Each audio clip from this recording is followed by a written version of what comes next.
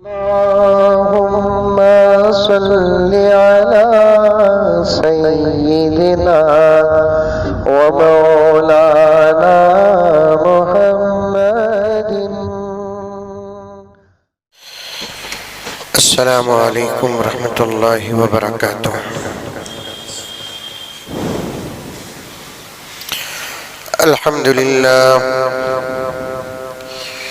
अल्हम्दुलिल्लाहि रब्बिल आलमीन वस्सलातु वस्सलामु अला सय्यिदिल अंबिया'i वल मुरसलीन मुहम्मद व अला आलिहि व अस्हाबिहि अजमईन। अम्मा बाद फ़अऊज़ु बिल्लाहि मिनश शैतानिर रजीम। बिस्मिल्लाहिर रहमानिर रहीम। या अय्युहल्लज़ीना आमनू उदख़ुलू फ़िस्सिल्मि काफ़्फ़ा वला तत्तबिऊ ख़ुतवातिश शैतान इन्नहु लकुम अदुव्वुम मुबीन। वक़ाल तआला फ़ी मक़ामिन आख़र वइज़ अख़ज़ल्लाहु मीसाक़न नबिय्यीन लमा आतैतुकुम मिन किताबिन व हिक्मह सुम्मा जाअकुम रसूलुन मुसद्दिक़ुन लिमा मअकुम लतुअ्मिनुन्न बिही व लतंसुरुन्नह।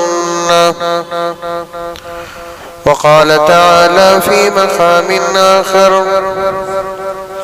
ज़हरल फ़सादु फ़िल बर्रि वल बहरि बिमा कसबत अयदिन नास। सदक़ल्लाहु मौलानल अज़ीम। अल्लाहुम्मा सल्लि अला सय्यिदिना नबिय्यिना मौलाना मुहम्मद व अला आलि सय्यिदिना नबिय्यिना मौलाना मुहम्मद व बारिक व सल्लिम। अल्लाहुम्मा सल्लि अला मुहम्मदिन बिअददि अवराक़िल अशजार وبعدد أقطار الأمطار وبعدد دواب البرار والبحار وعلى آله وصحبه وبارك وسلم. اللهم صل على محمد كما هو أهله ومستحقه.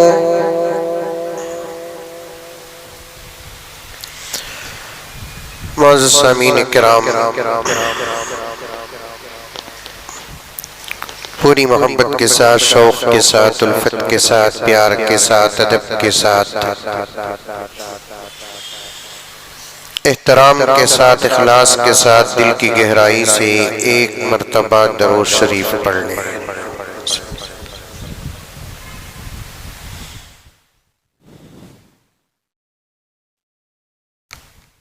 अज़ीज़ान गिरामी,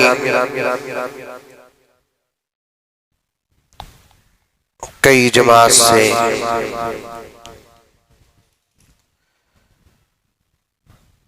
सीरत के उन्वान पर बात हो रही है।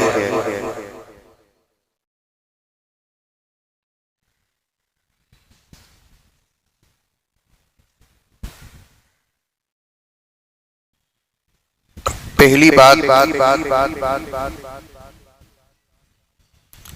जब मैं शुरू करता हूं तो उससे बहुत सारी बातें निकलती रहती हैं।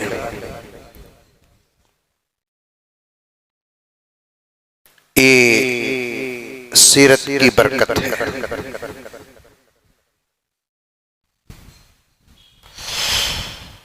अल्लाह तबारक व तआला ज़हन खोल देता है,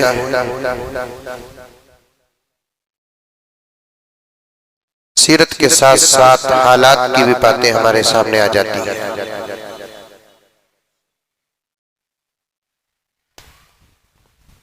इससे साफ अंदाजा आप हजरात लगा सकते हैं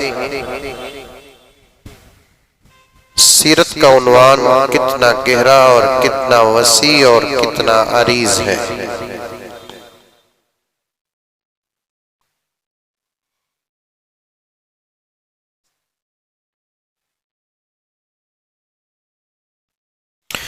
इसीलिए एक शायर कहता है कि ला युमकिनु सनाउ कमा कान हक़्क़ुहु, आपकी तारीफ आपके हक के मुताबिक करना नामुमकिन है।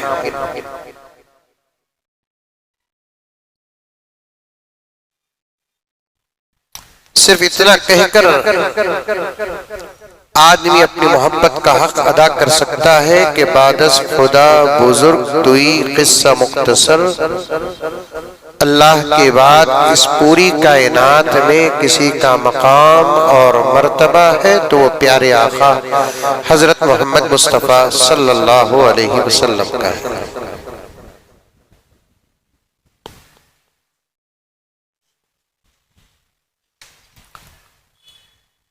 अल्लाह और मेरे नबी के बीच में किसी का कोई मकाम नहीं।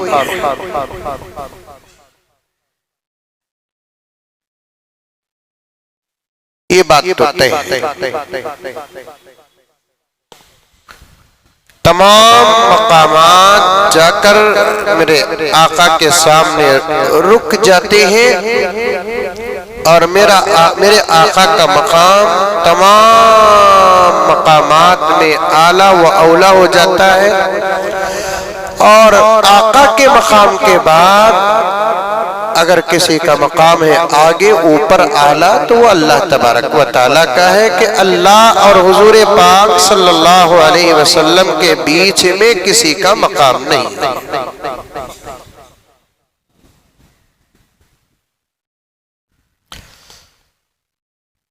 ना आज तक कोई अल्लाह के रसूल सल्लल्लाहु अलैहि वसल्लम की सीरत का हक अदा किया, ना आइंदा कोई अदा कर सकता है।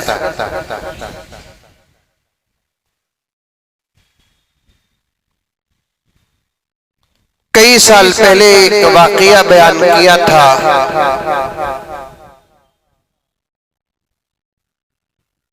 एक आशिक़े रसूल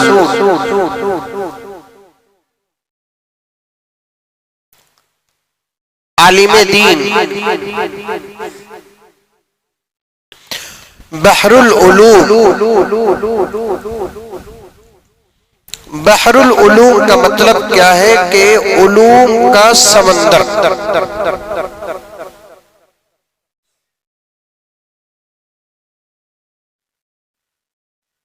उनकी ख्वाहिश हुई कि प्यारे आका सल्लल्लाहु अलैहि वसल्लम की सीरत अज अव्वल ता आखिर लिखो, शुरू से आखिर तक लिखो।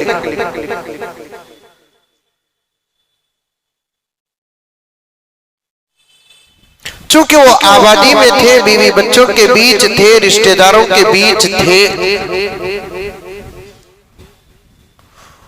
उन्होंने ये सोचा कि अगर मुझे प्यारे आका सल्लल्लाहु अलैहि वसल्लम की पूरी कामिल मुकम्मल सीरत अगर लिखना है तो मुझे एक सुई की सख्त जरूरत है। एक सुई का मतलब क्या? कोई डिस्टेंस ना हो,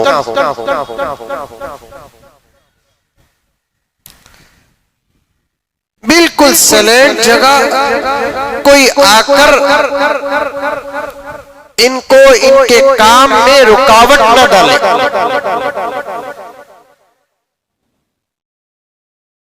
और एक फितरी बात भी है कि आदमी जब कोई अहम काम करना चाहता है तो वो तन्हाई का इंतजार करता है, और तन्हाई में उससे जितना अच्छा काम होता है लोगों के साथ मिलकर वो काम नहीं होता। इसीलिए हजरत उलमा मुफस्सिरीन मुहद्दिसीन मुताले के लिए रात का वक्त तय करते थे, क्योंकि रात में मुताला करने में यकसुई हासिल होती है।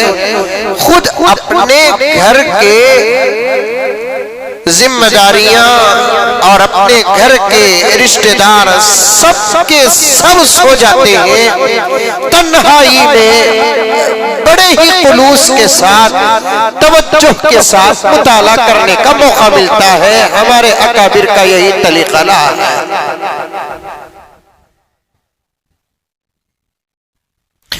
और लिखा है किताबों में, उलमा बैठे हुए हैं, तवज्जो चाहता हूं उनसे, लिखा है कि दिन के मुताले के बनिस्बत रात का मुताला ज़हन में बहुत दिनों तक महफूज रहता है।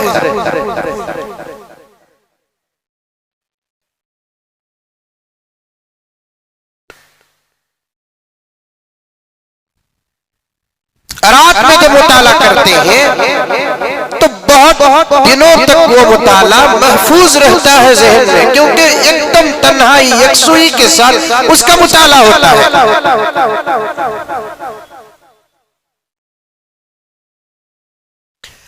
बड़े बड़े अकाबिर, फुक़हा, मुहद्दिसीन और मुफस्सिरीन की जिंदगी में ये बात मिलती है कि वो गहरा मुताला रात में करते थे और पूरी पूरी रात करते थे।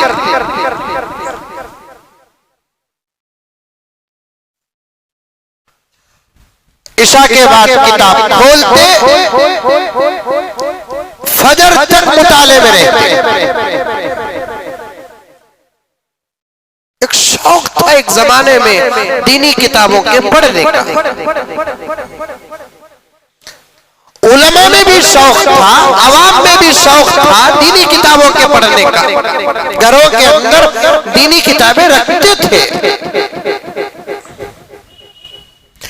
आज भी कई घरों के अंदर बड़ी बड़ी अहम दीनी किताबें हैं।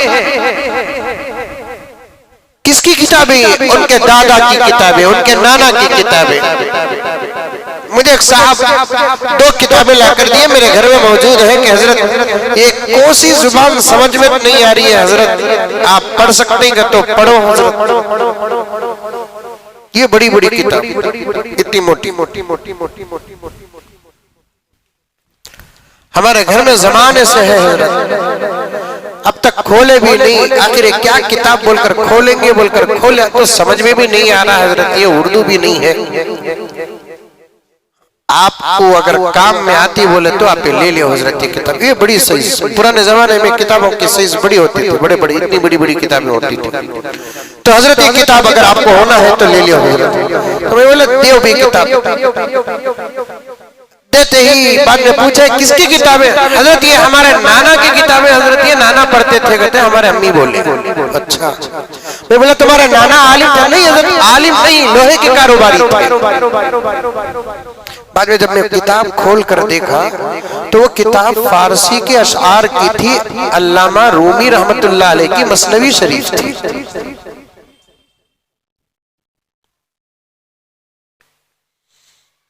एक शौक था। कुरान तो उम्मत पढ़ती ही थी, हमारे बड़े कुरान पढ़ते थे। पढ़ पढ़ कर सफ़े पलटा पलटा कर सफ़ों के किनारे टूट जाते थे। ऐसे सफ़े पलटा पलटा कर पलटा पलटा कर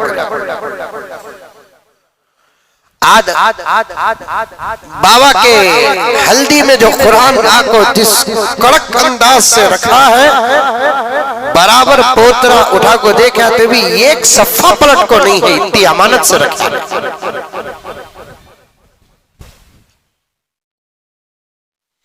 कुरान तो पढ़ते ही थे हमारे बड़े, मजीद रब्बे काबा की कसम दूसरी दीनी किताबें भी पढ़ते थे। एक शौक था। आज वो पूरा शौक हमारे नौजवानों के अंदर और हमारी नस्लों के अंदर वो शौक बदल गया। दीनी किताबों से हटकर दुनियावी अफसानों की तरफ चले गए।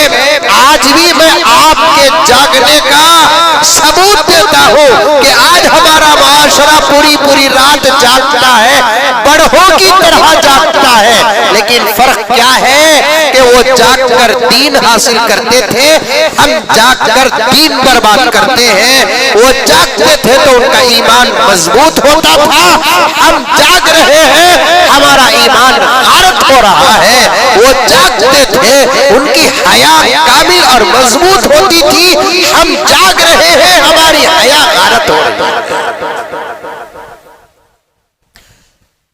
मैं नहीं कहता कि आज उम्मत नहीं जाग रही है,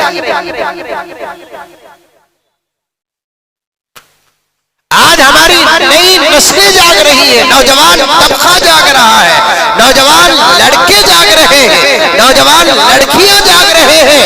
इस बात का मैं आंखों देखा गवाह हूं, मैं अपने आंखों से देखता हूं। गांव गांव, करिया करिया, शहर शहर जाता हूं, रियासतों का दौरा करता हूं, मैं देखता हूं कि हमारी नस्लें पूरी पूरी रात जागती है, हत्ता के सफर करती है, फ्लाइट में जाग रही है, ट्रेन में सफर करती है, ट्रेन में जाग रही है, बसों में सफर करती है, बस में जाग रही है, कारों में सफर कर रही है, कारों में जाग रही है। लेकिन जागकर मिल रहा है क्या हमारे नौजवानों को? पूरी रात जागकर क्या हासिल कर रहे हैं हमारे नौजवान? पूरी रात जागकर एक कुरान की आयत पढ़े,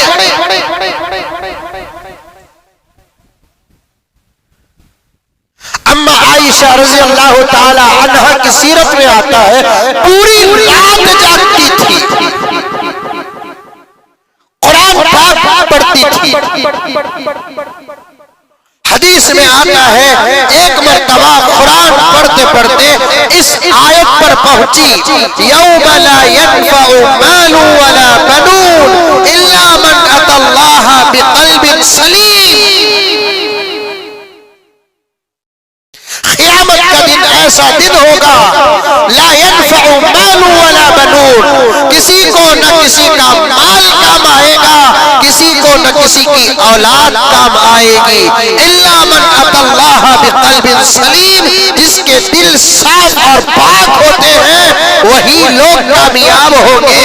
इस आयत पर पहुंचती है अम्मा आयशा, लिखा है खुदा की कसम रिवायत में कि इसी आयत, दो आयतों को पढ़ते पढ़ते रोते रोते पूरी रात गुजार दी।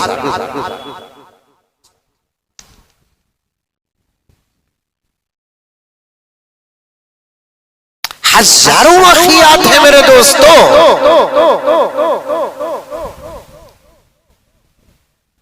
जबकि अम्मा आयशा कौन? अम्मा आयशा हुजूर पाक सल्लल्लाहु अलैहि वसल्लम की ज़ौज-ए मुतहहरा, उसे पूरी रात जागकर अल्लाह के खौफ से रोने की भी जरूरत नहीं, नबी की दुआ हासिल, नबी की सोहबत हासिल, नबी की निस्बत हासिल, नबी का रिश्ता हासिल, नबी का हरम हासिल, नबी का निकाह हासिल।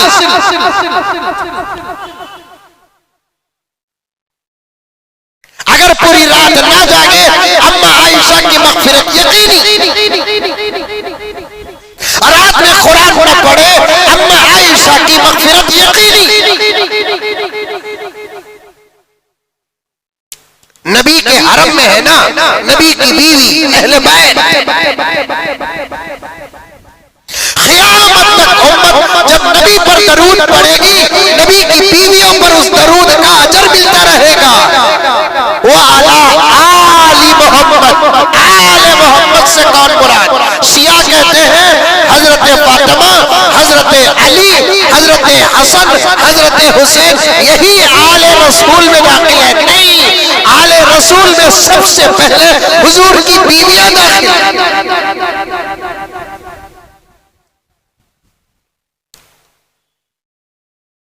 आले रसूल में सबसे पहले हुजूर की बीवियां, उम्मत की माएं सबसे पहले दाखिल। अगर ये मैं कहूं तो बिल्कुल बजा होगा, उलमा सुनते हैं इस आजिज़ की बात, इस्लाह करते हैं, और यहाँ भी उलमा बैठे हुए हैं। आले रसूल का अगर तर्जुमा करेंगे, अम्मा आयशा का नंबर पहले आएगा, फातिमा का नंबर बाद में आएगा। बीवियों के बाद बेटियां, पहले बीवी, बाद में औलाद। तरतीब का लिहाज, अल्लाहुम्मा सल्ली अला मुहम्मद व अला आली मुहम्मद। छुपाना नहीं। शिया तफसीरों को छुपाते हैं, शिया हदीसों को छुपाते हैं, शिया सहाबा के अक़वाल को छुपाते हैं। अब आप लोग कहेंगे कि हजरत अचानक ये बातें क्यों शुरू करते हैं आप, इससे इख्तिलाफ पैदा होगा। मैं हमेशा कहता हूं, इख्तिलाफ की बात करने पर किसी किस्म की कोई पाबंदी नहीं। जब इख्तिलाफ की बात करने का मौका मिलेगा, बराबर इख्तिलाफ की बात करना है, लेकिन शर्त ये है कि जिस मजलिस में इख्तिलाफ करते हैं, इख्तिलाफ को उसी मजलिस में रखा जाएगा। मजलिस खत्म हो जाएगी तो फिर इख्तिलाफ को मजलिस के बाहर लेकर नहीं जाया जाएगा।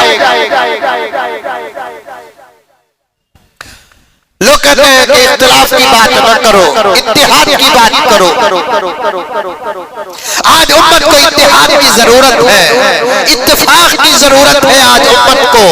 बोलते नहीं बोलते, अरे बोलते नहीं बोलते, इत्तिहाद की जरूरत है। ये क्या देवबंदियत, ये क्या बरेलवियत, ये क्या जमात इस्लामी, ये क्या दावत व तबलीग, ये क्या शाफी, ये क्या हनफी, ये क्या शिया, ये क्या रवाफिज। बिल्कुल मैं भी इसकी बात का कायल हूं मेरे दोस्तों। कई मरतबा मैं कहता हूं कि आज इख्तिलाफ की जरूरत नहीं है, उम्मत के अंदर इत्तिहाद की सख्त जरूरत है। कल भी मैंने रात में एक जगह पर बयान में यहाँ से 700-750 किलोमीटर का सफर तय किया और वहां से सीधे आपकी खिदमत में हाजिर। वहां भी मैंने कहा, उम्मत की कई किस्म की ताकतों में से एक ताकत का नाम है इत्तिहाद। उम्मत के अंदर इत्तिहाद होना जरूरी है, उम्मत के अंदर इत्तेफाक होना जरूरी है, उम्मत के अंदर यकसानियत होना जरूरी है, उम्मत के अंदर यकतानियत होना जरूरी है, मिलाप होना जरूरी है। लेकिन पहले समझो,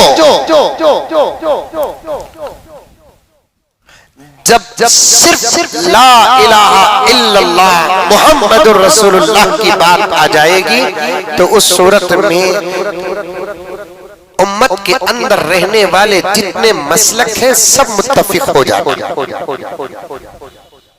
जब मसाइल की बात आती है, तौहीद की बात आती है, रिसालत की बात आती है, अकाईद की बात आती है, इत्तिहाद की वजह से अकाईद बर्बाद नहीं होंगे।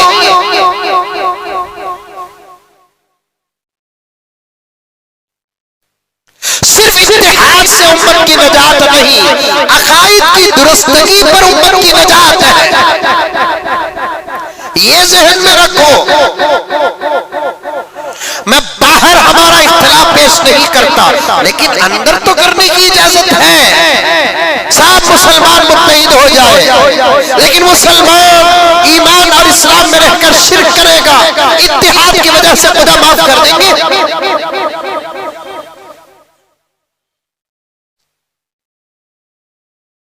ईमान, अकाईद, इसके बाद है इत्तिहाद का दर्जा।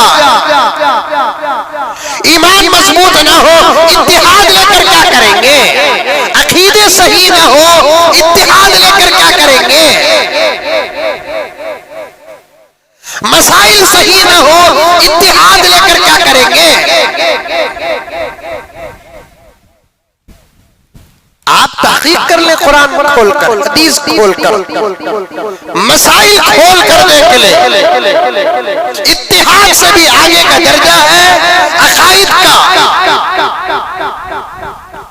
अकाईद सही हो, साथ में इत्तिहाद मिल जाए, तब उम्मत का बेड़ा पार हो जाएगा।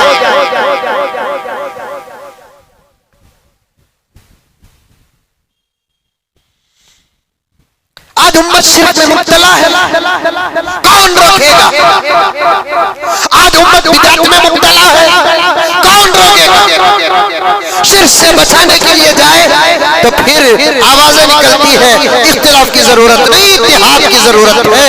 बिदअत से बचाने के लिए जाएंगे, इख्तिलाफ की जरूरत नहीं, इत्तिहाद की जरूरत है। आज उम्मत दरख्तों की पूजा कर रही है, कौन रोकेगा?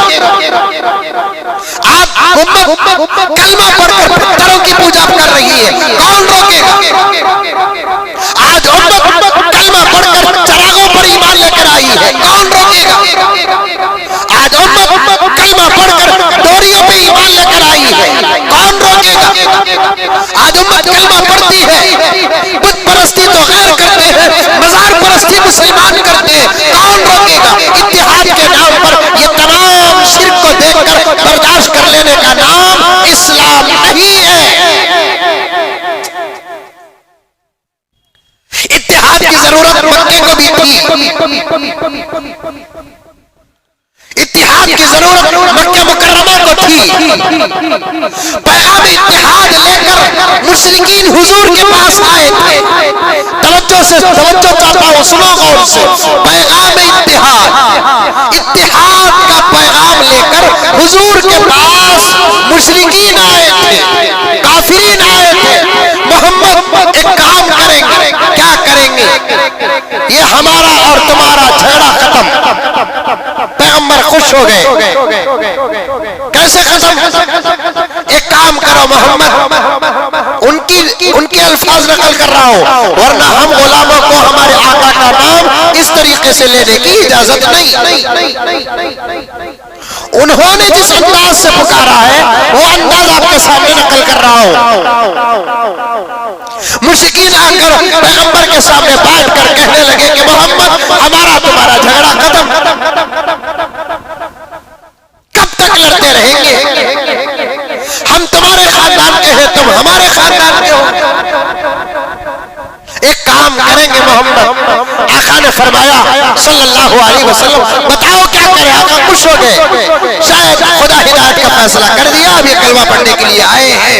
उन्होंने कहा मुशरिकीन ने कि मोहम्मद एक काम करेंगे, कभी तुम हमारे बुतों की पूजा कर लेना और हम तुम्हारे खुदा की इबादत कर लेंगे, इससे झगड़ा खत्म हो जाएगा, इससे फसाद खत्म हो जाएगा, कत्ल गारतगिरी खत्म हो जाएगी, गाली गलौज खत्म हो जाएगा। अल-इयाज़ु बिल्लाह व नऊज़ु बिल्लाह, मोहम्मद तुम्हारी वजह से मक्के का अमन जो बर्बाद हुआ है, फिर वो अमन लौट के आ जाएगा। बस ये काम करना है कि तुम हमारे बुतों की पूजा करो हमारे साथ मिलकर, हम तुम्हारे खुदा की पूजा करेंगे तुम्हारे साथ मिलकर। अभी ये बात चल रही थी, हजरत जिब्राइल कलाम खुदावंदी लेकर नाजिल हो गए। कुल या अय्युहल काफिरून ला अअबुदु मा ताबुदून वला अंतुम आबिदूना मा अअबुद वला अना आबिदु मा अबदतुम वला अंतुम आबिदूना मा अअबुद लकुम दीनुकुम वलिय दीन।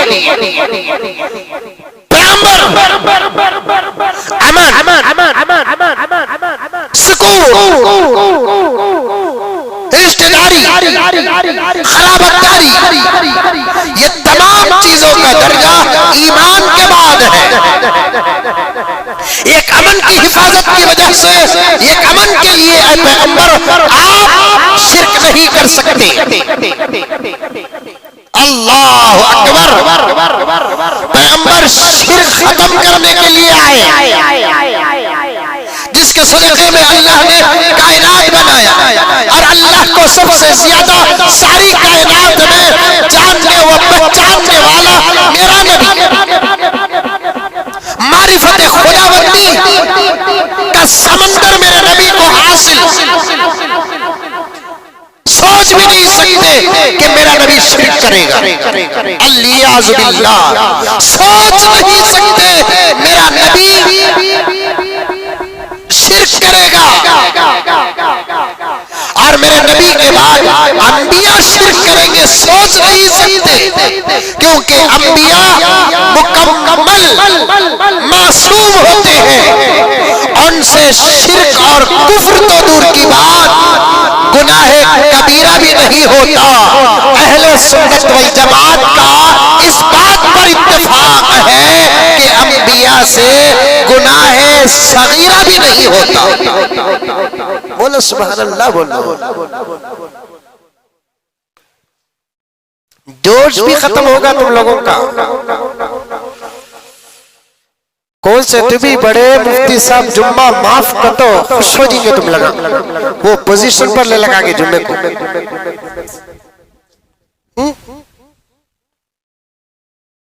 अफसोस होता है महबूब, जितनी तरबियत उलमाए हक उम्मत की कर रहे हैं, दुनिया के किसी भी कौम का कोई रहबर अपनी कौम की वो तरबियत नहीं कर रहा है। इतनी तरबियत करके भी उलमा को एक अच्छा रिजल्ट नहीं आ रहा। यही अफसोस है। अल्लाह के पास जवाब देने का डर न होता तो हम कभी के तकरीरों को ताला डाल देते, या मरने से पहले हमारे सीनों से अल्लाह इल्म छीन लेगा, इस बात का डर न होता, हम अपने तकरीरें और वाज़ो नसीहत बंद कर देते हैं। ऐ मुसलमानों, इस वक्त मेरे सामने जो बैठे हैं उनसे नहीं बल्कि सारी दुनिया के मुसलमानों से मैं खिताब कर रहा हूं कि तुम्हारे पीछे जितना उलमा पड़े हुए हैं उतना तो तुम्हारे माँ बाप भी नहीं पड़े।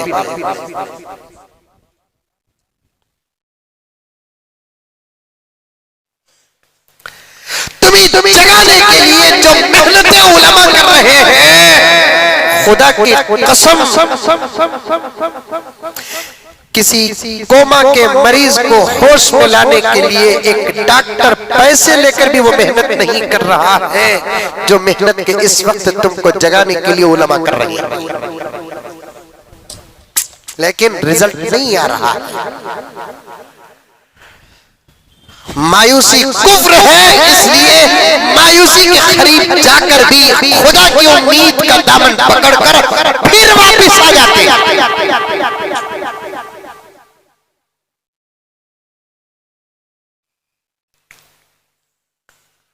जोश खत्म हो गया। नमाजों में जोश पैदा करो, बयानात में जोश पैदा करो, इस्लाही मजलिसों में जोश पैदा करो, आमाल में जोश पैदा करो, बोलने में जोश पैदा करो, सुनने में जोश पैदा करो। नहीं है, कुछ नहीं है। जिस्म जिंदा है, रूह मर चुकी है। जिस्म जिंदा है, जज्बात मर चुके हैं मुसलमानों तुम्हारे। जिस्म जिंदा है, होश मर चुका है। जिस्म जिंदा है, ख्यालात मर चुके हैं। जिस्म जिंदा है, फ्यूचर का प्लान मर चुका है तुम्हारा। मुस्तकबिल की तदबीरें मर चुकी है तुम्हारी।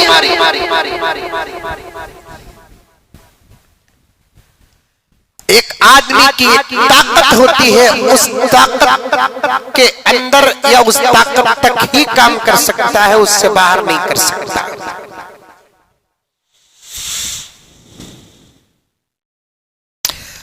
बात फिर गहरी होती जा रही है, सुनते जाओ।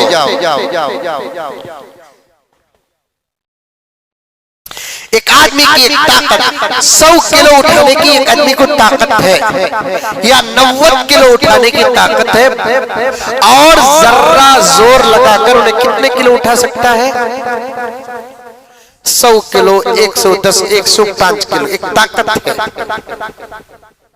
100 किलो उठाने की ताकत रखने वाला आदमी अगर उससे 200 किलो उठाने का हुक्म दे दे, उठा सकता है वो?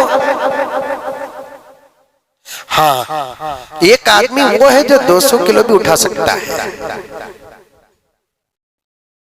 एक आदमी वो है 300 किलो उठा सकता है। हमारी ताकत एक है, वो ताकत का हमें हत्तल इम्कान हक अदा कर रहे हैं। अदब के साथ ये जज्बात, ये एतराज, एक दर्द पेश कर रहा हूं।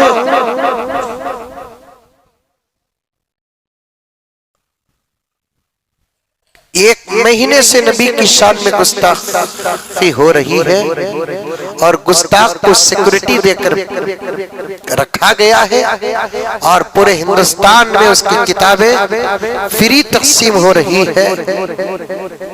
लेकिन अब तक हिंदुस्तान के 30-35 करोड़ मुसलमानों की तरफ से दिफा का, रद्द का कोई मजबूत काम नहीं हुआ है।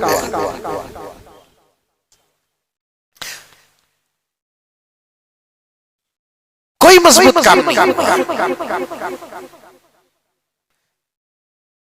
ये साफ दलील है कि मुसलमान जिंदा है, जज्बात मर गए।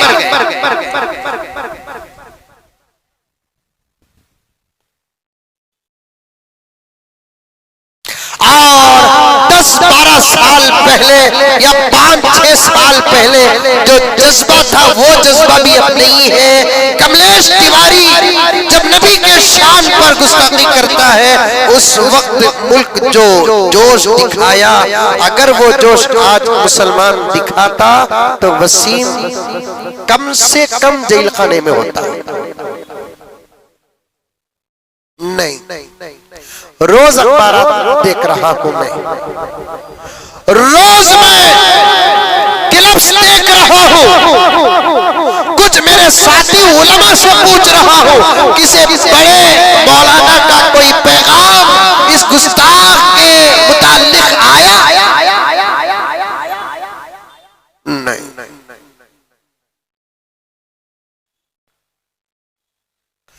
जाकर मेमोरेंडम्स दे रहे हैं, गिरफ्तार करो बोल रहे हैं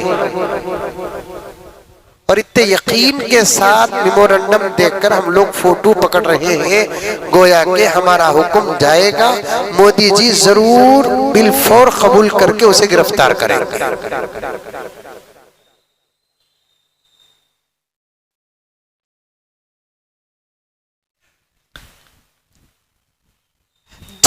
हम अपना जज्बा, हमारा शौक और हमारे ताकत नहीं दिखाएंगे, ये गुस्ताख और गुस्ताखियों का सिलसिला खत्म नहीं होगा।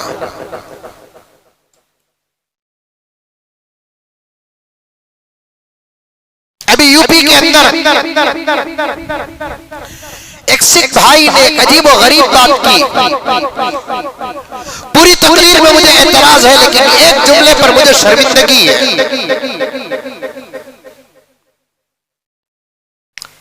पूरे हिंदुस्तान में सिर्फ 2% है सिख भाई।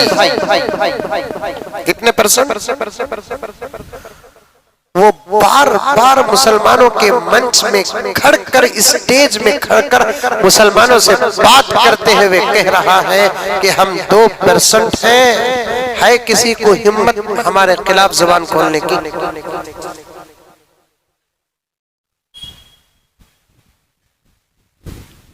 हम 2% हैं। हमने हमारे भाई को मुल्क का वजीर आजम तक बना दिया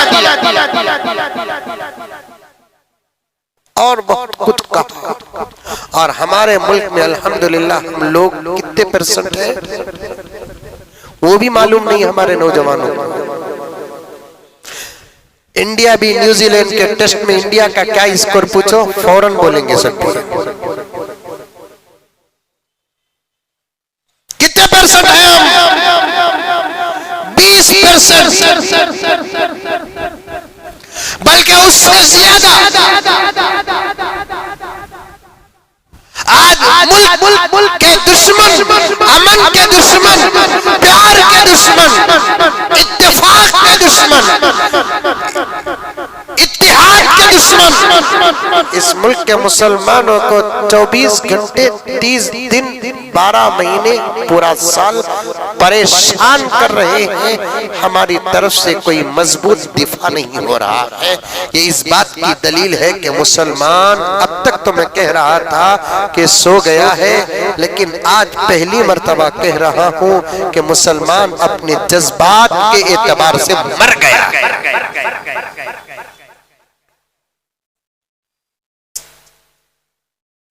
हम तो किसी भी कौम के, किसी भी बड़े गुस्ताखी नहीं करते, करेंगे नहीं। वलाउ बिल फर्ज, हमारा कोई नादान नौजवान खुदा न खास्ता किसी और कौम के देवी या देवता के खिलाफ में कुछ कह देता तो आज पूरा मुल्क क़यामत बन जाता। मैं ये बातें किस लिए कहता हूं मालूम? आप 1000, 2000, 1500 के सामने कहना मकसद नहीं है। ये अल्लाह का करम है कि इस यूट्यूब के जरिए से ये आदिश बहुत दूर तक पहुंच जाता है, आवाज चले जाती है। इसलिए मैं ये बातें यहां कहता हूं। हमारा कोई नादान नौजवान खुदा ने खास्ता किसी और कौम के देवी और देवता के खिलाफ में कोई जुमला कहता, आज मुल्क का हाल क्या होता? कोरोना का लॉकडाउन भी अगर होता तो टूट जाता। कोरोना का लॉकडाउन भी होता तो टूट जाता। लेकिन इसी मुल्क के अंदर एक कमीना, एक रज़ील, ये खलीस, ये खाइन मां का बेटा कई बाप का औलाद नबी के शान में गुस्ताखी किया, धीरे धीरे वो आगे बढ़ता रहा। इसीलिए शेख सादी ने क्या कहा, जब छोटा सा चश्मा जमीन से निकलता है उसी वक्त उसे बंद कर दो। छोटा समझकर छोड़ोगे फिर वो ऐसा फूटेगा, बड़े ऊंट और हाथी से भी वहां से गुजरना मुश्किल हो जाएगा।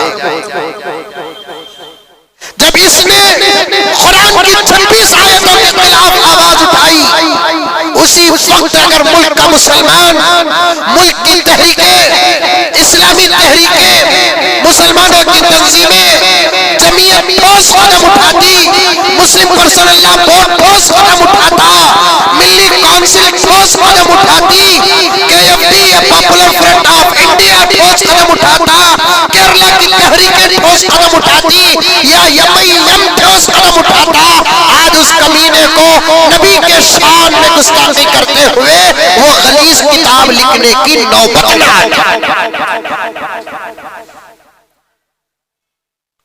बात सही है कि गलत है? 26 आयतों को कुरान से निकालने की जब उसने बात कही, उसी वक्त मुल्क का मुसलमान पूरे अमन और अमान के, हमारे नौजवानों की भी एक अजीब बीमारी, तुम्हें साथ लेकर हमारा मुल्क जो संविधान, हमारे मुल्क ने हमको जो इख्तियार दिया है, उस इख्तियार के साथ हम कुछ अच्छा काम करेंगे, मुल्क के फितनों को रोकेंगे, मुल्क के फसाद को रोकेंगे, मुल्क के अंदर होने वाले शर को खत्म करेंगे, तुम्हें जरा साथ लेकर काम करेंगे, वो भी नहीं होता। क्योंकि हमारा नौजवान नहीं रमने की जगह रमता, रमने की जगह सो जा। ये मुसीबत तुम्हारी।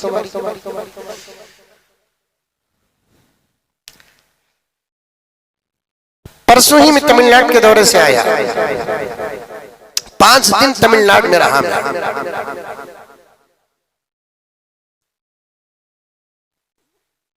मेरे अपने खुद गांव को गया मैं, वहां के तमाम मुतवल्लियान, वहां के कुछ सियासत में अच्छा दखल रखने वाले नौजवान सब मेरे साथ बैठ गए, मुझे बिठा लिए। काफी दिनों के बाद मैं गया था इत्मीनान के साथ, वरना 1 घंटे के लिए जाता, वापिस आ जाता, बयान से आ जाता 2 घंटे से। लेकिन इस मर्तबा जब गया था, कुछ शादियां भी थी खानदान की और कुछ प्रोग्राम भी थे मेरे, पूरा हमारा अपना खानदान, सब मेरी भाई मेरे बहनें सब गए थे। तो जाकर बैठे, बैठते ही मुझे कोई मौलाना कहने लगा, कोई हजरत कहने लगा, कोई रिश्तेदारों में मुज़म्मिल कहने लगा, हमारे अपने ही ना। उन्होंने कहा कि मुज़म्मिल, बेंगलुरु वाले, कर्नाटक वाले पूरे बेकार, साफ कहा। बेंगलुरु वाले, कर्नाटक वाले सब बेकार, क्या भी काम किया नहीं। तुम्हारे खाली तकरीर, हाँ तुम्हारी मस्जिद, तुम्हारा व्हाट्सएप, तुम्हारा फेसबुक और तुम्हारा यूट्यूब इतना पूरे बेकार। मैं बोला क्या मैं बोल रही हूँ। 1 साल पहले या 1.5 साल पहले बेंगलोर के अंदर एक कमीना जब नबी की शान में गुस्ताखी किया और उसके खिलाफ मुसलमान जब बाहर निकले, बजाय लेने के देने पड़ गए।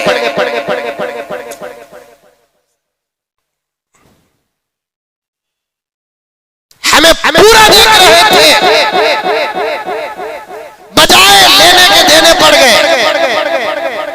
हमारे तमिलनाडु में वो शान के साथ कहने लगा, हमारे तमिलनाडु में कोई मजदूर में एक कमीना नबी के शान में गुस्ताखी किया। रात के 11 बजे फेसबुक में वायरल हो गई उसकी गुस्ताखी, रात के 11 बजे।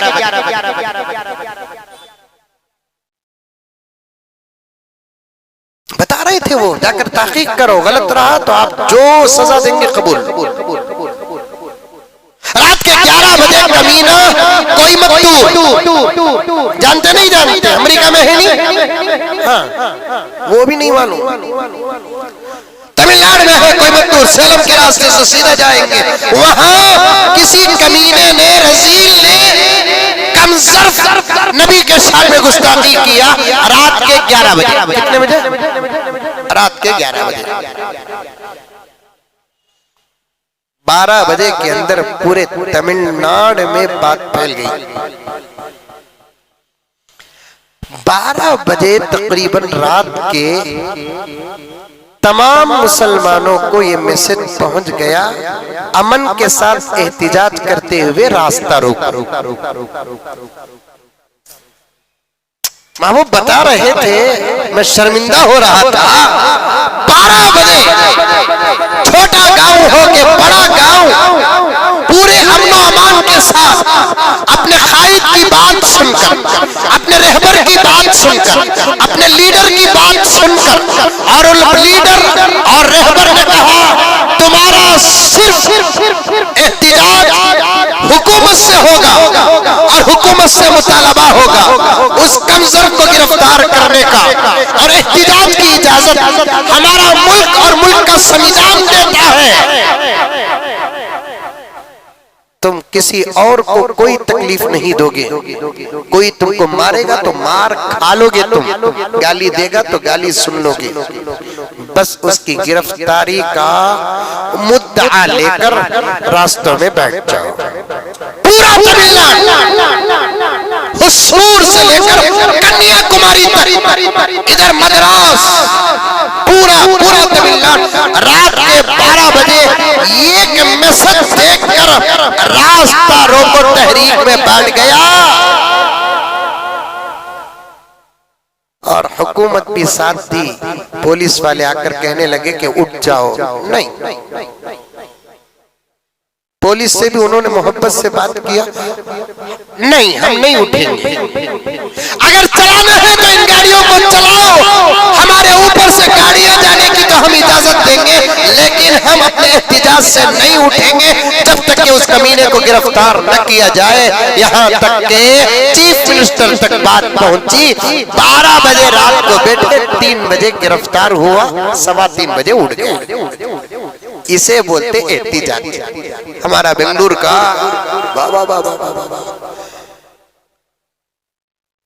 बेकार के बमड़िया रमता, छोड़ा लो, मैं नहीं छोड़ता,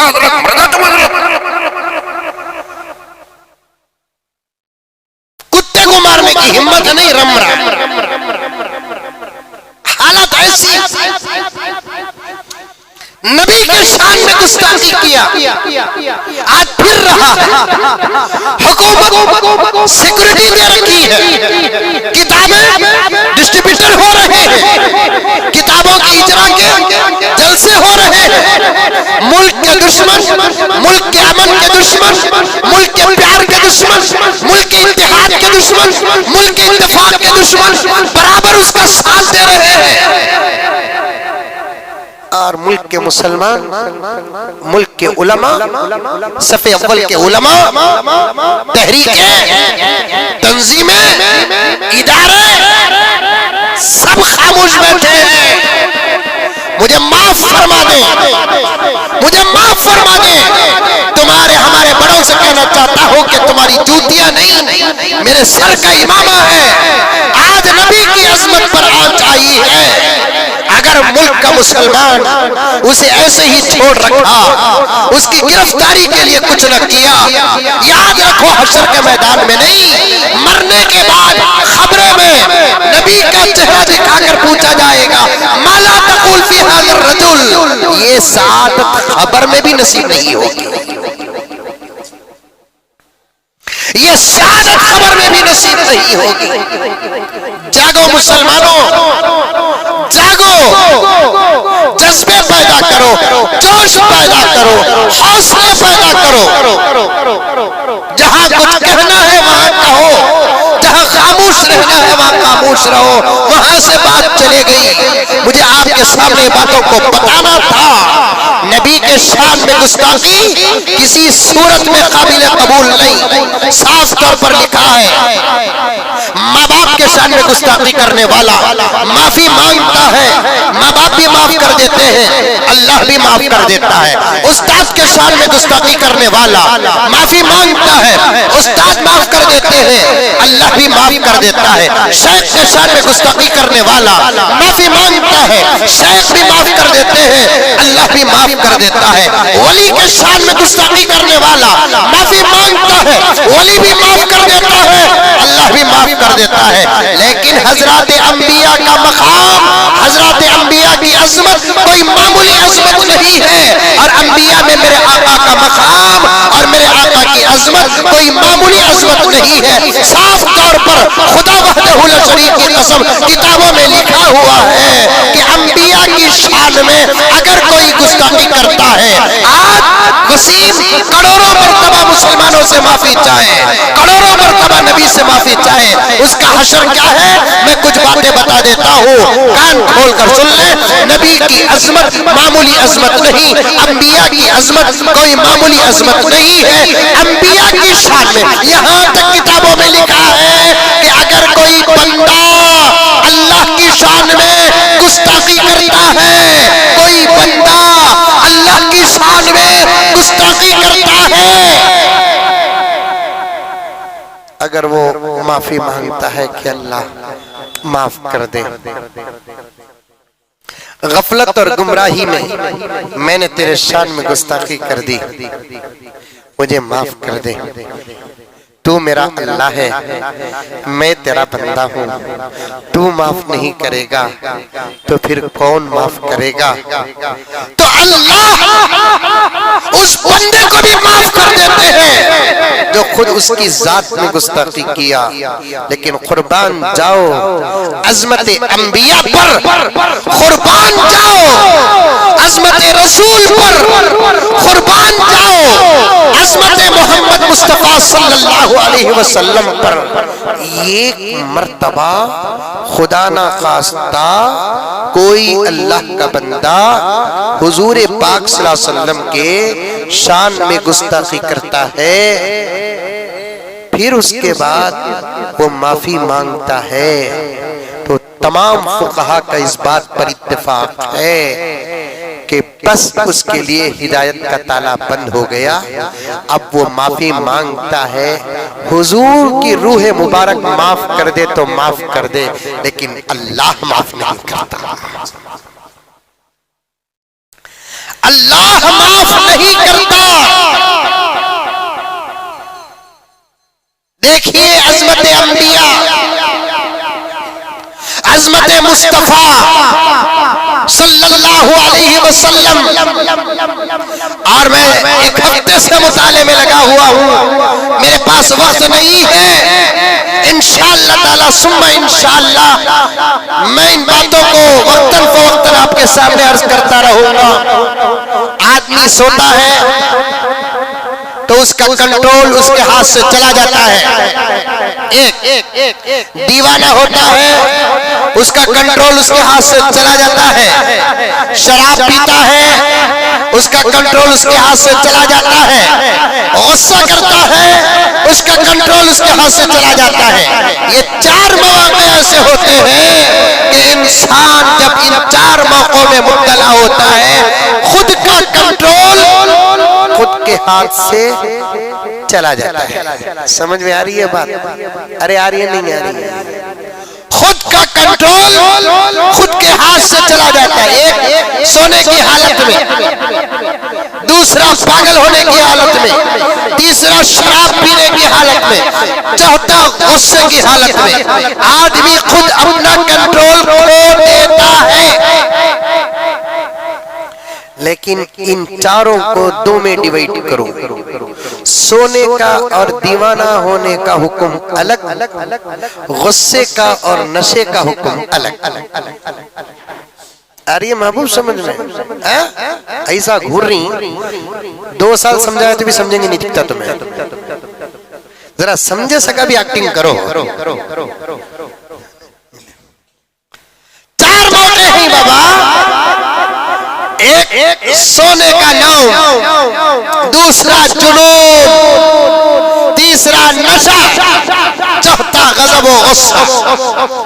4 मौके में आदमी खुद अपना कंट्रोल क्या हो जाता है, खो देता है, आपे से बाहर हो जाता है।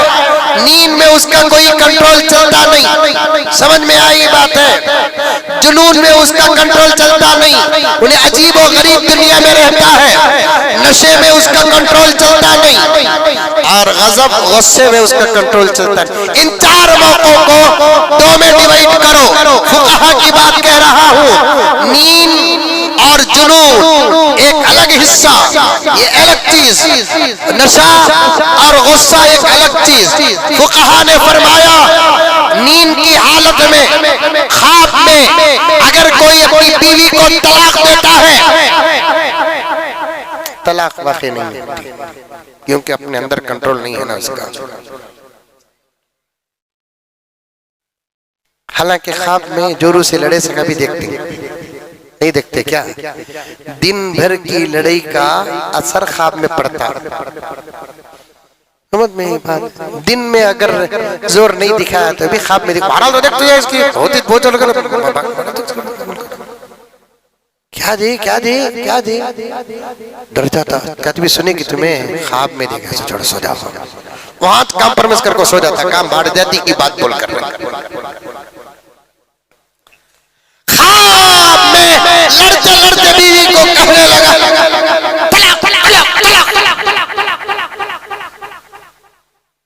खाली सुनो। बाज आदमियां है ना, गलत इस्तेमाल करते इन बातों का। ख्वाब में दिए तो होती नहीं को, बोल को सुन को, सोए सका एक्टिंग कर दल को, सोने तक का गुस्सा उतारने के वास्ते तलाक तलाक बोलता। क्या जी बोले? ख्वाब में बोले। आसो मुजम्मिल साहब बोले नहीं होती कहते। ओरिजिनल ख्वाब सोगा, ख्वाब में दिया, तलाक नहीं होती। अच्छा, जुनून की हालत में अच्छा था, शादी करे, शादी के बाद दीवाना होगा। वैसे तो शादी के बाद दीवाने सब भी होते हैं, सोई नजरा पेशल हुआ। शादी के बाद तभी दीवाने जुटते, इन्हें जरा पेशल होगा।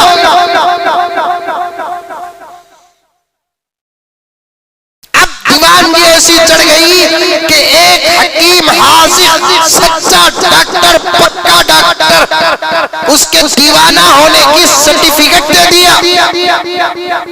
क्योंकि बास दीवाने हैं ना, बड़े होशियार होते हैं, अपने अंदर उन्होंने बाकायदा होश में रहते हैं, लोगों को दिखाने के वास्ते दीवाने बन जाते हैं। नहीं दुनिया में ऐसे बल्ला के ऐसे चुपके लोगों को दिखाने के वास्ते दीवाने। एक पक्का एक्सपर्ट हाजिर हकीम और डॉक्टर उसके दीवाना होने की सर्टिफिकेट दे दिया तो उन्हें दीवाना, मजनून। जुनून वाला, अब अपनी दीवानगी की हालत में बीवी को तलाक दिया, तलाक वाक़ई नहीं होती। अच्छा, बड़ी अजीब व गरीब बात बता रहा हूं, सुनिए आप। बड़ी मजे की बात और बड़े खतरे की भी बात है। मजे की भी है, खतरे की भी है। ख्वाब में तलाक दिया, हालत नौम में तलाक दिया, नींद में तलाक दिया, जुनून में तलाक दिया, तलाक वाक़ई नहीं होती। ख्वाब में खुदा ना खास्ता कोई नबी के शान में गुस्ताखी किया या हालत जुनून में गुस्ताखी किया, लिखते हैं फुक़हा कि आज तक तारीख में कोई ख्वाब में भी नबी के शान में गुस्ताखी नहीं किया। कोई पागल जुनून की हालत में बाप के साथ गुस्ताखी करता है, हमने देखा है। माँ के साथ गुस्ताखी करता है, हमने देखा है। भाई के साथ गुस्ताखी करता है, हमने देखा है। लीडर के साथ गुस्ताखी करता है, हमने देखा है। जब अच्छा था, रोबदार से डरता था, अब पागल हो गया। उसी मोहल्ले के रोबदार को आन दो, उन्हें छोड़ दूंगा, देखो कहता गुस्ताखी करता है, हमने देखा है। लेकिन ये मेरे नबी का मोजिज़ा है, अज़मत रसूल है, अताए खुदावंदी है कि आज तक तारीख में कोई पागल भी नबी की शान में गुस्ताखी नहीं किया।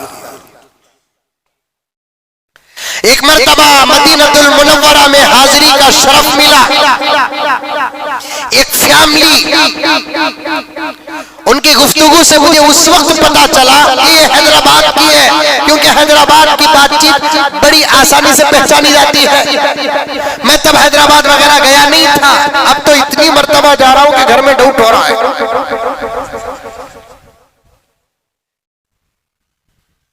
डाउट का जमाना, डाउट नहीं करे तो और क्या करेंगे।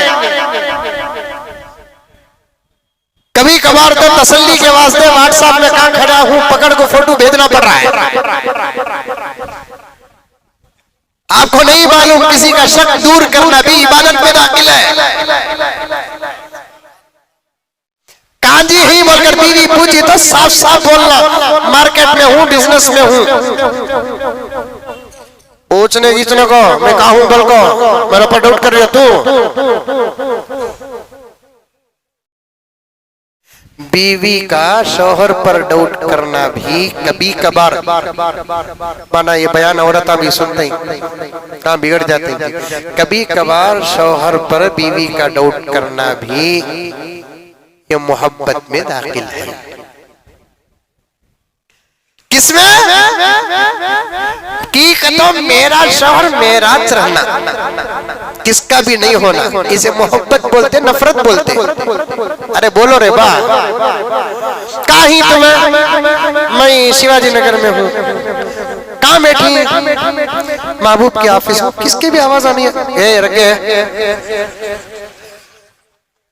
क्या अखलाक नाम की कोई चीज ही नहीं है ना। अरे क्या बेगम तुम्हें भी अजीब बात कर ला, कोई बिजनेस के काम से देखो महबूब से, क्या महबूब चावल आया क्या, एक ऐसे तरीके से। ये भी नहीं करना कि उसका डाउट क्लियर करने से लो महबूब से बात करो बोल को देना। चुप कहती भी, कहती भी महबूब की आवाज सुनाई दिए सका, कहती भी महबूब से बात करना, महबूब वो चावल आए ने, अरे हजरत सुनते कि नहीं कि उन्हें फोन रखता को सुकून से, कितना मिर्ची डालना उतना डालती, नमक कितना डालना उतना डालता। क्या भी आवाज नहीं आ रही ना, कौन सा कि बच्चा आवाज कर रहा है ना। डाउट पैदा होता सो क्लियर करना ये मोहब्बत में दाखिल है। समझ में आई बात है। मेरी माँ और बहनों से भी गुजारिश कर, कभी शौहर को भी डाउट आता ही होगा। ये मोबाइल जब तक रहेगा डाउट तब तक रहेगा। डाउट का मंबा, शक का मंबा, शक का मरकज, शक का सबब है, ये है डाउट है। अगर शौहर बीवी के मोबाइल को चेक कर रहा है बोले तो डाउट कर रहा है, तो उससे बीवी नाराज नहीं होना, ये मोहब्बत की दलील की कहता शौहर चाहता कि मेरी एक खास प्रॉपर्टी है, मेरी इज्जत है, मेरी आबरू है, किसी का हमला तो दूर की बात कि किसी की नजर भी न पड़े। और ये शौहर नहीं चाहेगा तो फिर कौन चाहेगा? शौहर की ये चाहत न हो तो फिर किसकी चाहत होगी? हमारी कुछ बच्चियां ऐसी हैं, हमारी कुछ बहनें ऐसी हैं, डाउट गिट करना नहीं हजरत, डाउट करे तो छोड़ दो, बोलो बोलती महबूब कसम अल्लाह की बोलती, ये कानों ने ऐसे जुमलों को सुना। एक खुला मेरे पास ऐसा हुआ, तलाक नहीं, खुला ऐसा हुआ कि शौहर जिद में था कि बीवी के मोबाइल का लॉक होना, क्या होना? लॉक। वो क्या केस डाल देनी क्या भी लॉक, वो क्या बोलते सोचे पैटर्न लॉक। शौहर से छपा डाली। शौहर बोला क्या भी नहीं हजरत, वो लॉक क्या है खोल को मुझे देव करना होती है। बीवी बोली हजरत छोड़ डाले तो छोड़ डाले दो, लेकिन मैं लॉक नहीं बताती, सच कह रहा हूँ, लॉक उन्हें खोली भी नहीं, उन्हें निभाया भी नहीं, खुला हो गया। जिंदगी मोबाइल नहीं, मेरी माएं और मेरी बहनें, मेरी बच्चियों, मेरे भाई, मेरे बड़े, डब्बा है, इसके बगैर दुनिया 98% अपनी जिंदगी गुजार चुकी है। नबुव्वत का इतना अहम काम इस मोबाइल के बगैर अदा हो गया, सहाबा की जिम्मेदारियां इस मोबाइल के बगैर अदा हो गई। इमाम अबू हनीफा का इज्तिहाद सारे आलम में बगैर व्हाट्सएप के फैल गया, बगैर फेसबुक के फैल गया। एक हदीस की तलाश के लिए 9,000 किलोमीटर का सफर तय करके हदीस के 10,000 सफ़हात की किताबें लिख दिए। ये तरक्की के साथ नहीं, इस बगैर तरक्की के दीन मुकम्मल हो गया, दीन की जिम्मेदारियां मुकम्मल हो गई, दीन के अहकामात मुकम्मल हो गए, सारी दुनिया में दीन फैल गया। कोई शहर तो शहर, कोई मोहल्ला तो मोहल्ला, कोई गली तो गली। मेरे रब की कसम आज सारी दुनिया में कोई एक घर ऐसा नहीं जिस घर का कोई फर्द इस्लाम को न जानता। और आज इस मोबाइल को हमने अपनी जिंदगी का अटूट हिस्सा बना चुके हैं। इससे रिश्ता कमजोर करो, जिंदगियां मजबूत होंगी। इससे रिश्ता मजबूत करो, मोहब्बतें कामिल होंगी। कभी कभार बीच में डाउट होता है तो तसल्ली भी देना पड़ता है।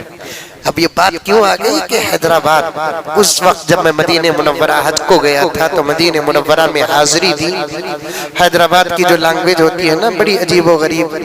अजीब बात है कि हैदराबाद वाले को बेंगलुरु की लैंग्वेज पसंद, बेंगलुरु वाले को हैदराबाद की। मैं जब बयान को जाता हूँ तो बाकायदा बयान में बोलते, वो बेंगलुरु में बोलते ना हजरत, तुम्हें बातचीत वैसा बयान करो। मैं खुश हो जाता, हमारी बेंगलुरु की उर्दू कितनी अच्छी है देखो। वहां की भी अजीब आवाज है, क्या है मियां, दिख रहे नहीं आपको? क्या मुल साहब कैसे, खाना खा लिया? इस अंदाज चलता नहीं चलता है, पूरी तो नकल नहीं करता, थोड़ी बहुत नकल कर लेता। वहां मदीने मुनव्वरा में एक मरतबा असर की नमाज अदा किया, नमाज से फारिग हुआ तो हमारी सबसे सामने की सफ में हैदराबाद की एक ग्रुप बैठी हुई थी, पूरी फैमिली, उसमें एक बच्चा दीवाना था।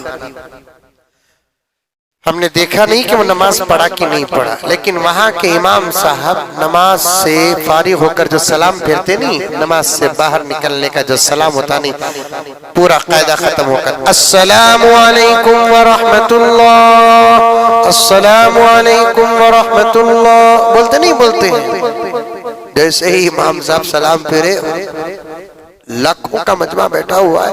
वो बच्चे की आवाज जहां तक गई तो गई, वो दीवाना मजनून बच्चा उठकर कहने लगा कि अबू सलाम करना नहीं आ रहा, देखो अल्लाह के रसूल को इनको अस्सलामु अलैकुम व रहमतुल्लाह बोले, अस्सलातु वस्सलामु अलैका या रसूल अल्लाह बोलना सबू है दीवाना, हरकतें दीवानी, लेकिन जब बात पैगंबर की आ जाती है अकल भी ठिकाने लग जाती है। खुदा की मोहब्बत में बेहोश हो जा, नबी की मोहब्बत में बाहोश हो जा।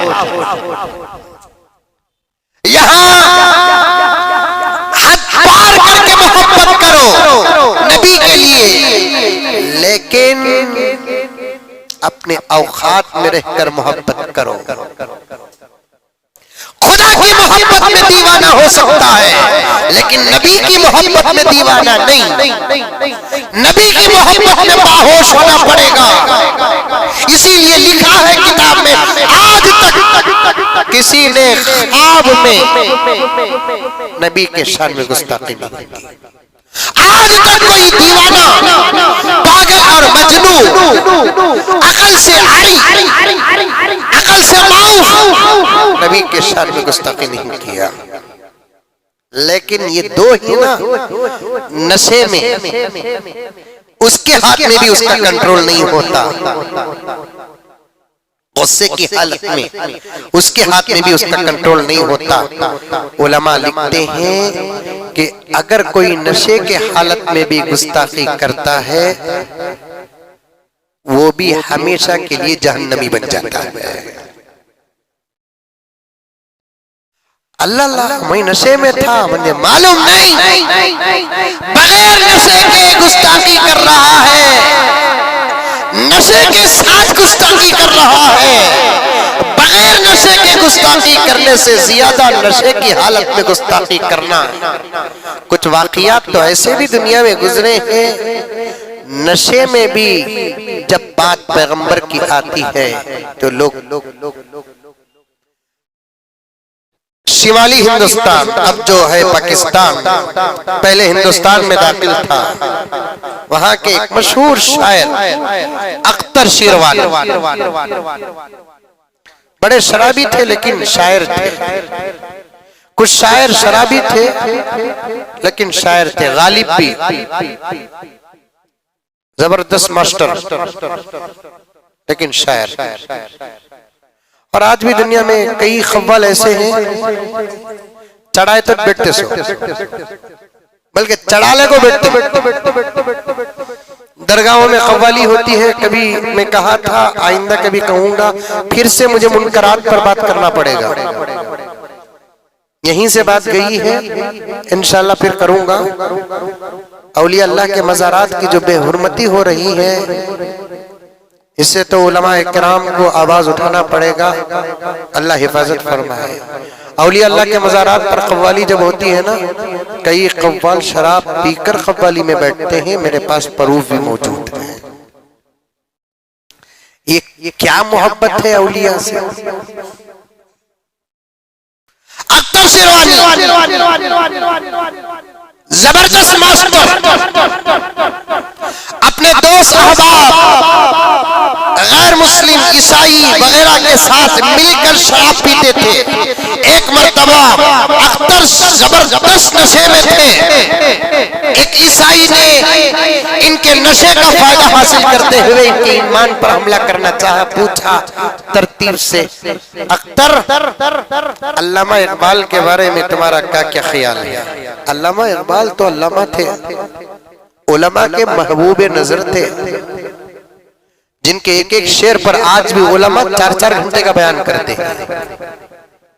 और इन्हों बिल्कुल नीचे के दर्जे के शायर अख्तर शेरवानी और अल्लामा इकबाल तो बहुत आला, लेकिन नशे में थे ना।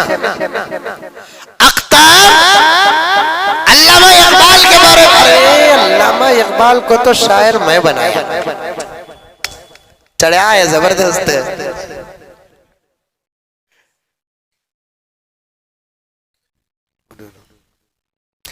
अच्छा गालिब वो गालिब तो अशार लिखकर मेरे पास सही करने के लिए आता है, और कुछ शायरों का नाम, सबके शायर में गुस्ताखी। जब दुश्मन को मालूम हो गया कि खूब नशे में उतर चुका है, तो आखिर में पूछा, मोहम्मद के बारे में क्या ख्याल है तेरा?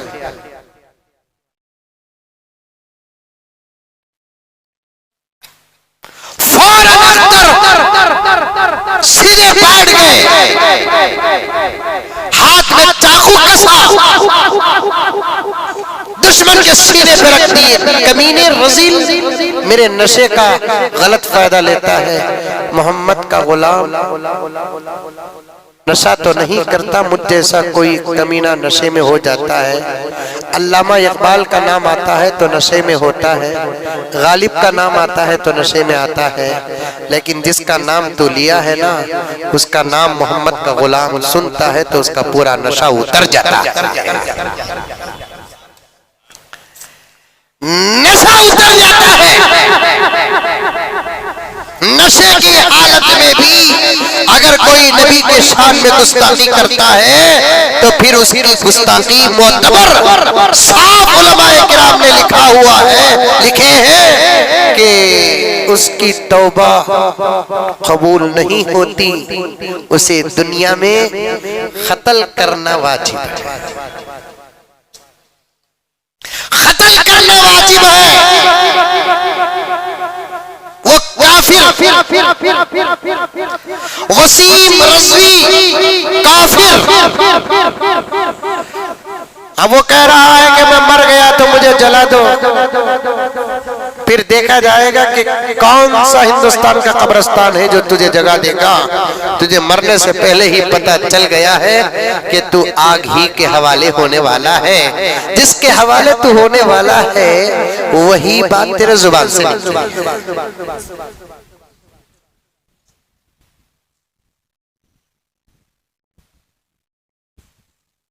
मैं मर गया तो मुझे जला दो, जलाना ही है तुझे। अब तुझे मुसलमानों के तरीके पे दफनाया नहीं जाएगा। मैं तो यहाँ तक कहता हूँ कि अगर वसीम रज़वी को किसी मुसलमानों के कब्रिस्तान में दफना दिया जाए तो फिर वो पूरे कब्रिस्तान के जिम्मेदारों का ईमान भी गाफिल हो जाता है, क्योंकि साफ लिखे हैं उलमा, वमन शक्का फी कुफ्रिही व अज़ाबिही कुफ्रुन। नबी के शान में गुस्ताखी करने वाले आदमी के कुफ्र में या उसके मरने के बाद उसके अजाब में जो शक करेगा वो भी काफिर है।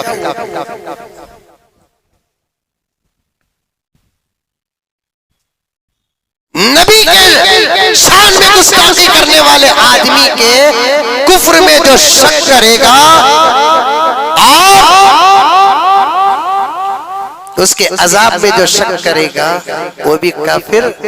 नबी की अजमत इतनी आला व औला है मेरे दोस्तों कि आका के शान में गुस्ताखी करने वाला आदमी अब वो दुनिया में कहीं भी जाकर तौबा करे, अब उसकी तौबा कबूल नहीं, और यहाँ तक के आखिरत में भी उसे माफी नहीं। जितने खुदा के मुनकिर होंगे उन तमाम को जो अजाब दिया जाता है वो लोगों से ज्यादा अजाब नबी के शान में गुस्ताखी करने वालों के लिए दिया जाता है। मुसलमानों, तड़पता दिल अपने सीने में रखो, कुछ नहीं कर सकते तो दुआ करो कि ऐ अल्लाह, जो लानत तूने फिरऔन पर, शद्दाद पर, नमरूद पर, हामान पर, अबू जहल पर, अबू लहब पर, उतबा पर, शेबा पर, शैतान पर नाजिल किया, वो लानत तो वसीम पर नाजिल कर। अल्लाह उसे जल्दी मौत ना दे। यह हदीस की दुआ को गौर से सुनना और आमीन कहना। ऐ अल्लाह, तू वसीम को जल्दी मौत ना दे। उसे 500 साल की उम्र थी और ऐसे अजाब में दुनिया में उसे मुब्तला कर आने वाली नस्लें उसे देखकर इबरत हासिल कर। आइंदा नबी की शान में गुस्ताखी करने का जो भी सोचेगा उसे वसीम नज़वी की तस्वीर गुस्ताखी करने से रोक दे। मौला तेरे हबीब है ये मोहम्मद रसूलुल्लाह सल्लल्लाहु अलैहि वसल्लम, तेरे वो हबीब है जिनके सदक़े में तूने इस पूरी कायनात को पैदा किया है। अल्लाह हम जानते हैं पूरी कायनात में आप सबसे ज्यादा मोहब्बत अपने हबीब से करते हैं। ऐ अल्लाह उस हबीब के शान में जो भी गुस्ताखी करता है और उस गुस्ताख का जो भी साथ देता है, ऐ अल्लाह तू इबरत वाली मौत अता कर।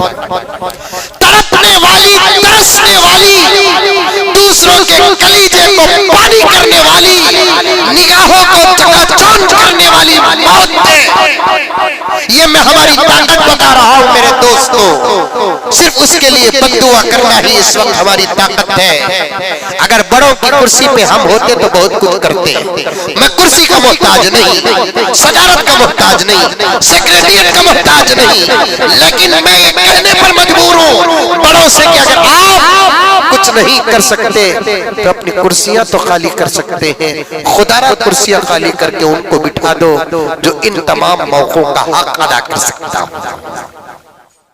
जो इन तमाम मौकों का हक अदा कर सकता हो।